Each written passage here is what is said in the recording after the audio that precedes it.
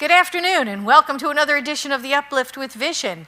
It's a wonderful Tuesday. I'm glad you decided to take a little time out during your day for some uplifting conversation. And we're going to begin where we always begin, and that is in prayer. So please join me. Oh, just taking that deep breath in, that inspiration in spirit, knowing that the very air that we're breathing into our lungs is alive with the power and presence of God. God, whose energy is present everywhere. We know that as we sit in the silence right now, as we sit in this moment together in prayer, we know we are seated at the heart of God. We know we are at the center of everything. We know and accept that God's energy extends infinitely in all directions, so wherever we are at the center, we are at the heart. And so we explore from this place, we explore the truth, the philosophy of the science of mind and spirit. We come together for a greater understanding of who and what we are, our own personal cosmology and our place in the world. So I turn this time over to Spirit. I allow it to have its way with us and simply reveal whatever needs to be revealed. As I step aside, I let Spirit run wild and free through the next 10, 15 minutes of this uplift. In joy, in unity, I let it be, and so it is. Amen. So, good afternoon. We are talking about things that Ernest Holmes talked about, and I'm asking you to send in words you would like me to research, words that maybe Ernest Holmes had several things to say about, a lot to say about, or a little to say about, and this word comes to us from one of our listeners, and today's word is confusion. And I love it. It's such a human word, isn't it? It's like, you know how we can just get so wound up sometimes, so spun up, and we don't even know what's going on, or we don't sure what's going on, or we don't know what to do next. That confusion is just such a human reaction a lot of times to conditions, to circumstances in the physical world. So what did Ernest Holmes have to say about confusion, and how did he clear up the idea of confusion for us? Okay, let's start with 10 ideas that make a difference. This was a book that was published posthumously of Ernest Holmes' writings. It was published, of course, in 1966, and Ernest had made his transition in 1960. So this was published after he died, and it was taken from talks he gave and classes, I believe, that he had given. So he starts off writing this. There is an inner life into which we may plunge, an inner consciousness in which we may bathe. As the water purifies itself by flowing, so our inner realization of the flow of life through us purifies the stagnant pools of our fears and our doubts. Travelers crossing the desert, covered with dust and filled with weariness, seek refreshment at the oasis, the shelter of a rock in a weary land, the cool shade under a spreading palm. So we, with a mind weary with confusion and exhausted with too much effort, should seek a spiritual oasis, an inner communion with the invisible presence. What a beautiful picture that Ernest Holmes paints with that quote. This idea that at the physical level, we can be the source of our own confusion. We can allow the world to steamroll over us, to cause confusion, to cause doubt, to cause fear. And what we know is that any time we are in that state of weariness or confusion or doubt or fear, there is only one place to turn, and that is within. That is within. That is our oasis, is this inner tranquility that we carry around with us all the time. That seed of perfection that is nestled within us, like Walt Whitman said. The place where we can always go to retreat from a weary world, or a confusing world, or a chaotic world, or a fearful world, and go within and be rested, and be comforted, and be restored, rejuvenated, fulfilled again. So this idea that we carry it with us wherever we go, we are always just this close to peace, right? This close to that eternal wisdom because it's within us. Ernest Holmes said, the outermost God and the innermost God are the same God. There is only one life. It is God's life. And we can get caught up in the world and all of the trials and tribulations and all of the confusion and the upset and the strife, and the struggle and the things that we have to accomplish. And we can weary ourselves. We must know that we can take that time out, just like you take the time out during the day to come to the Uplift. Right? No matter what's going on in your world, you're like, wait a minute, it's 1 o'clock. Let me take this little time out for myself. Just to sit in the truth. You know you can do that all the time when things are upsetting you in the world, right? There is always that place you go to. It is within you. That place that you can retreat to. That 5 minutes that you can go, if you're at work, even just go into the restroom, and close the door and just sit in the silence and restore and rejuvenate. And bring yourself to peace. Bring yourself to the silence and understand that the physical world has no power there. The physical world has no power over you that you don't give it, right? You have to give over to that. So the idea that refreshment is just a thought away, peace is just a thought away. Anytime you feel overwhelmed, you know where to go. You know what to do. You know where that peace of God is. It is within us all the time. So the next quote I'm going to read from is from Creative Mind, which was the first book that Ernest Holmes ever had published, and that was in 1918. And he says this: if any word has power, it follows that all words have power. It is not in the few moments of spiritual meditation that we demonstrate, but we bring out the possibilities of the hidden word when we are allowing our thoughts to run in any direction, not in the short time spent in the silence, but in the long hours stretching themselves into days, months, and years. Are we always using the word? An hour a day spent in silent meditation will not save us from the confusion of life. The 51% of man's thinking is what counts. Now, I chose this quote because it is a cautionary tale. If our words have power, all of them have power. This is what Ernest Holmes is saying. And he's also saying, if we think for a moment that our little hour of meditation a day, or a half hour in the morning, half hour in the evening, or 10 minutes, or whatever it is that you do, if you think that few moments in meditation is going to change your entire life when you spend the whole rest of the balance of the day in fear or in agitation or in confusion or in strife and stress and conflict, you're fooling yourself. It's not going to happen. What we do in meditation is we come to the truth of ourselves. We come to the truth of our own eternal selves. And we have to take that with us wherever we go. We cannot say that that is the truth of us and then spend the whole rest of the day in absolute opposition to that truth and expect what we've placed into prayer to manifest when we're speaking the opposite all day long. The word has power, Ernest Holmes said, right?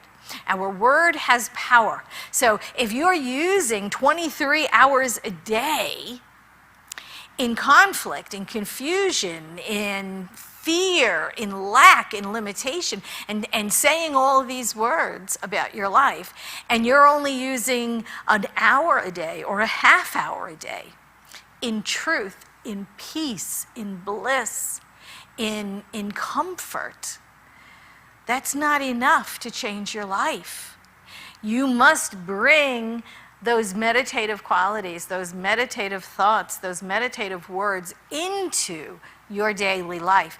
You have to do that with the rest of your day to make a difference, right? He says the 51%, I love that, just a little more than half. The 51% of a man's thinking is what counts.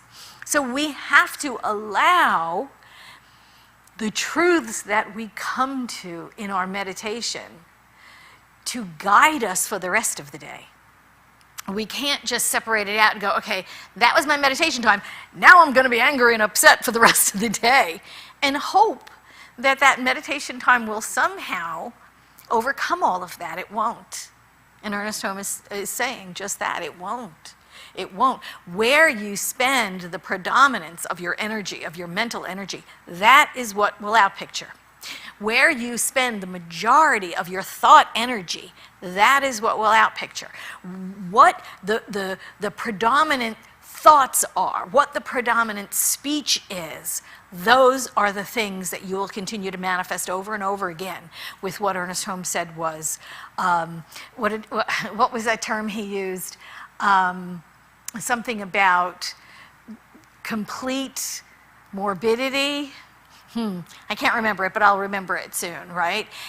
What he says is that, it'll just keep outpicturing over and over and over with the consistency that you're going to just hate, because you're going to continue to outpicture what you don't want, because that's where you're spending your energy. You're spending your energy, you're spending your thoughts, you're spending your emotions for the predominance of the day in the things you don't want. And so then you're thinking, well, I do a little prayer in the morning, a little prayer in the evening, that's going to change my life. And he's saying, no, it's not. You need at least 51% of your thinking to be on what you do want, what you are desiring. And that will change your life. Richer Living is a book that was published in 1953. Ernest writes, true prayer, and this is what we were talking about, true prayer is the correction of the belief in separation. We forget that the human and God are one.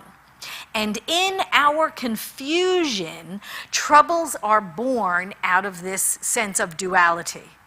All demonstrations are the result of unity.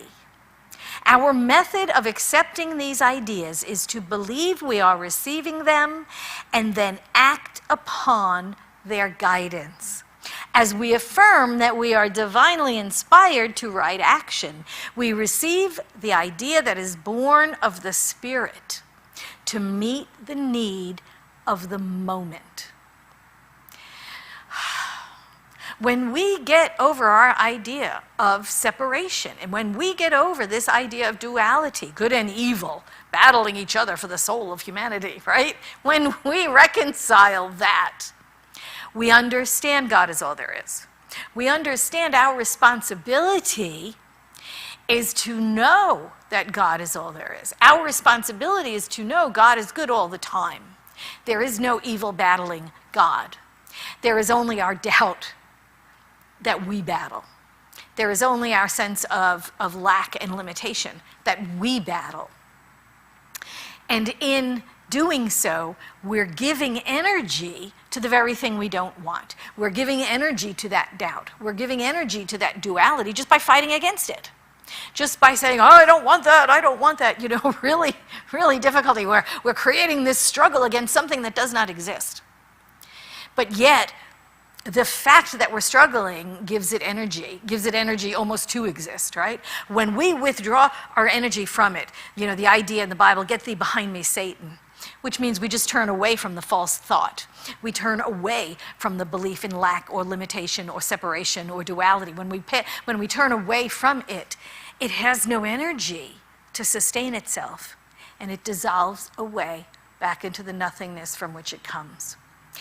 And that is confusion as well. The confusion dissolves away back into the nothingness from which it came. It has no energy to sustain itself. It's only existing on the energy we're feeding it. And when we withdraw the energy from the false belief, when we withdraw the energy from the confusion, it dissolves away back into the nothingness from which it came. So we have to stop feeding the false. We have to stop feeding the confusion. We have to stop feeding the fear. And then it goes. It has nothing to sustain itself. It's not real. It's not truth. It is not truth. And so it dissolves away. This next quote comes to us, The Power of an Idea was the name of the book. And Ernest writes, no matter how many thoughts of doubt enter into our minds, let us brush them aside. If we do this, we shall soon discover that through the Spirit within us, we will meet every doubt that enters our minds with a greater faith. We shall meet every confusion with a greater sense of calmness. We need to take the time to do this every day, to start and end our day with a sense of peace and well-being. Isn't it lovely to go to sleep that way? Isn't it lovely to wake up that way? But we have to carry those feelings throughout the day as well. Again, like he said, you can't just do this 5 minutes at the beginning and the end of the day and expect it to change your life overnight. No, it's got to be a process. It's got to be something we continue to remind ourselves with. We must, like he said, convert those thoughts, to brush aside the thoughts of fear and anxiety and doubt and lack and limitation and confusion. We have to brush them aside. We have to replace the fear thoughts with faith thoughts. We have to replace the confusion thoughts with calmness thoughts, and that is what then grows in our life. We have to absolutely stand in the truth of these teachings, of this faith philosophy. And when the false thought arises, aha, we get it. Aha, we identify it. That's not the truth of me. And we banish it to the realm of the nothingness from which it came. It cannot stand when we withdraw our energy from it. It just absolutely goes away. It dissolves away, like Ernest Holmes says, back into the nothingness from which it came. This last quote I picked is from our Science of Mind textbook, the 1938 edition. And Ernest Holmes writes, man, he always used the masculine gender. I know it's very dated, and I know we don't do that anymore, but this is the way he wrote at the time. This was 1938. Man must bring himself to the place in mind where there is no misfortune, no calamity, no accident, no trouble, no confusion, where there is nothing but plenty, peace, power, life, and truth. He should definitely, daily, using his own name, right, using our own name, declare the truth about himself, realizing that he is reflecting his statements into consciousness and that they will be operated upon it. Now, he goes on to say this. This is called, in mysticism, high invocation. Invoking the divine mind, implanting within it seeds of thought relative to one's self. And that's why you use your first name when you're making these affirmations, when you are conducting high invocation. You are making affirmative statements about yourself. But instead of using me, you use your name. Patty is, right? Jane is, John is. You use your name and you allow those statements of being to be truth, to be power, to be peace, to be life, to be plenty. And as you do this, as you conduct this high invocation daily, then you reveal the truth in your own life. This is, in mysticism, high invocation. And this is the practice that I invite you to do on a daily basis. In the morning, in the evening, during the day, when you have maybe 5 minutes of peace to yourself. Like I said, if you're at work, go into the restroom, go into a stall, lock the door, and sit in that 5 minutes of peace in meditation, in high invocation, and make these claims about yourself by name. I am that, right? But use your name. Patty is that. Is that peace of God? Is that plenty of God? Is that absolute serenity of God? Whatever those affirmations are for you, do them daily. Remember who you are. Let's pray out.